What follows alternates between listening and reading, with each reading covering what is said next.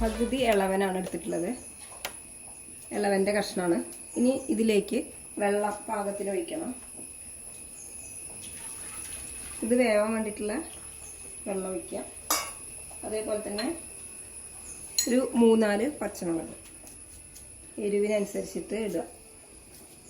ഇങ്ങനെ കീറിയിട്ട് ഇട്ടാൽ ഇനി പാകത്തിന് ഉപ്പ്,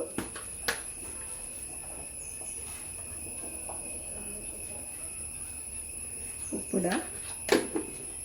ഇനി ഇത് ഒന്ന് ഇളക്കിയിട്ട് അടച്ചു വയ്ക്കുക. ഇതൊന്ന് വേവട്ടെ. ഈ കഷ്ണം വേവുന്ന സമയം കൊണ്ട് നമുക്ക് കുറച്ച് തേങ്ങാപ്പാൽ എടുക്കാം.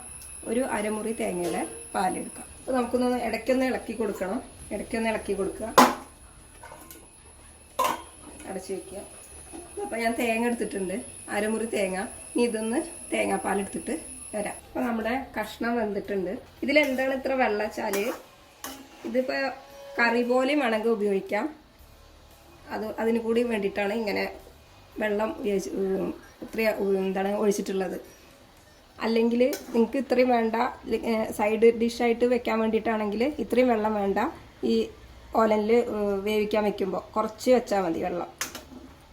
ഇനി ഇതിലേക്ക് നമുക്ക് തേങ്ങാപ്പാൽ ഒഴിക്കാം. ഇത് 1-ാം പാലാണ്.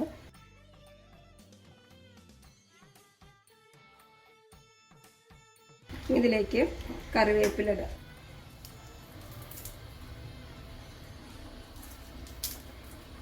ഇത് തിളക്കേണ്ട ആവശ്യമില്ല, ചൂടായാൽ മതി. അപ്പോൾ ഉപ്പൊക്കെ നോക്കാം. ഉപ്പുണ്ട്, ഇനിയൊന്നും ചെയ്യേണ്ട ആവശ്യം. വറവിടാൻ പോവാണ്. ഇത് ഞങ്ങൾ മാത്രം ഇവിടെ ചെയ്യുന്നതാണ്, വേറെ ആരും ചെയ്യുന്നുണ്ടാവില്ല.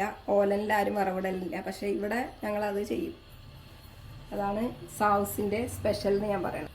ഓയിൽ ഒഴിക്കുക. ഇത് എണ്ണ ചൂടാകുമ്പോൾ അതിലേക്ക് ചെറിയ ഉള്ളി മുറിച്ച് വെച്ചതാണ്, അതിലേക്ക് ലേശം കൂടി ഓയിൽ ഒഴിക്കുക. ഇപ്പോൾ ഇതാ ഉള്ളി ചുവന്നിട്ടുണ്ട്. ഇനി അതിലേക്ക് ചുവന്ന മുളക് ഇടുക. ചുവന്ന മുളക് കുത്തിയതാണിത്.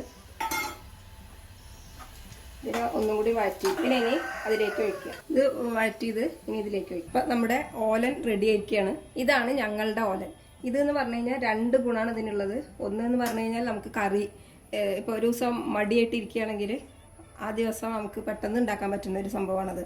അരയ്ക്കുക ഒന്നും വേണ്ട, കുറച്ച് തേങ്ങാപ്പാൽ ഒഴിക്കുക, ഇങ്ങനെ ഉള്ളിയും മുളകും കുത്തി വറുത്തുക. ഒന്നല്ലെങ്കിൽ കുത്തി വറുക്കുക, അല്ലെങ്കിൽ ഇങ്ങനെ വറുത്താൽ മതി. ഏതായാലും കുഴപ്പമില്ല.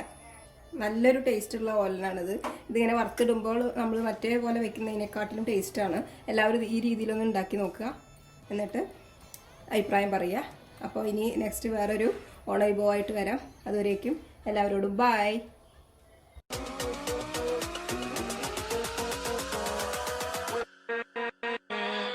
With